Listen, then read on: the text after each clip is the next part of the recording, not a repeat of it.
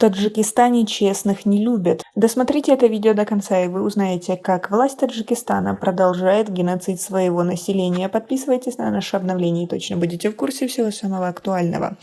Азизе Хайдаровой, задержанной помощнице Рустама Сайдахмадзада, судьи суда Бабаджон Гафуровского района Сагдийской области, предъявили 2 новых обвинения в растрате и фальсификации доказательств. Ранее молодая девушка обвинялась только в мошенничестве при купле-продаже дома. Барно Хайдарова, мать 22-летней Азизы Хайдаровой, сообщила, что о новых обвинениях против дочери она узнала только 17 октября. По ее словам, следователи к статье о мошенничестве добавили 2 новые. И девушке грозит до 20 лет лишения свободы. Азизу доставили из Душанбе в Худжанд. Я отвезла ей в СИЗО домашнюю еду и узнала о новых обвинениях. Я уверена, что моя дочь эти преступления не совершала, говорит Барно Хайдарова. Власти дела Азизы Хайдаровой не комментируют. По словам Барно Хайдаровой, новые обвинения против дочери также связаны с операцией по купле-продаже дома в Худжанде. Женщина уверяет, что этот дом она купила 2 года назад на деньги, заработанные в России. Однако следственные органы считают, что Азиза Хайдарова приобрела жилище с использованием мошеннической схемы. Насколько мне известно, новые обвинения появились после жалобы новых хозяев по поводу оформления документов на дом, говорит мать задержанных. Неделю назад стало известно, что дело Азизы Хайдаровой, бывшей помощницы Рустама Сайдахмадзада, судьи суда Бабаджон Гафуровского района, направлено на рассмотрение в суд Горно-Мачинского района Сагдийской области. Мне сказали, что в этом нейтральном суде дело будет рассмотрено объективно и справедливо, сказала ранее Барно Хайдарова. Но я не верю в торжество правосудия, хотя бы потому, что вряд ли в этот отдаленный горный район поедут представители СМИ. Азиза Хайдарова была задержана 10 июня по делу о мошенничестве. Она была доставлена из Худжанда в Душанбе, где некоторое время находилась в изоляторе временного содержания столичного УМВД. В настоящее время молодая девушка содержится в худжандском СИЗО.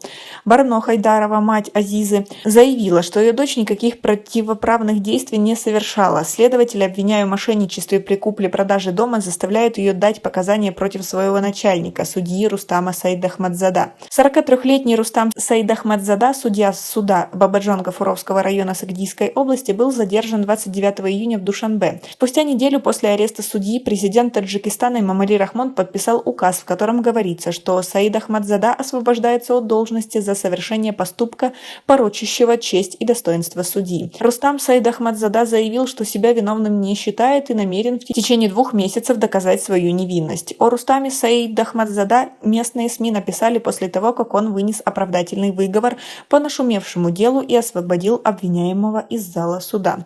Как вы думаете, таким образом ему просто мстят и его помощницы, или действительно они в чем-то замешаны? Свои мысли по поводу этого напишите нам, пожалуйста, в комментарии. Адалер Эмомали, известный таджикский журналист и блогер, который поднимал в своих репортажах социальные проблемы и указывал на недостатки чиновников, приговорен к 10 годам лишения свободы. Кроме того, суд обязал его выплатить штраф. Приговор журналисту был оглашен вечером 17 октября в СИЗО Душанбе. Эту информацию 18 октября подтвердили родственники осужденного журналиста. Сайдулло Каюмзада, адвокат Далер Эмомали, 18 октября в беседе также подтвердил информацию об оглашении приговора своему подзащитному, но представить другие подробности отказался. Родственники Далера Эмомали сообщили, что помимо срока заключения суд наложил на него и штраф.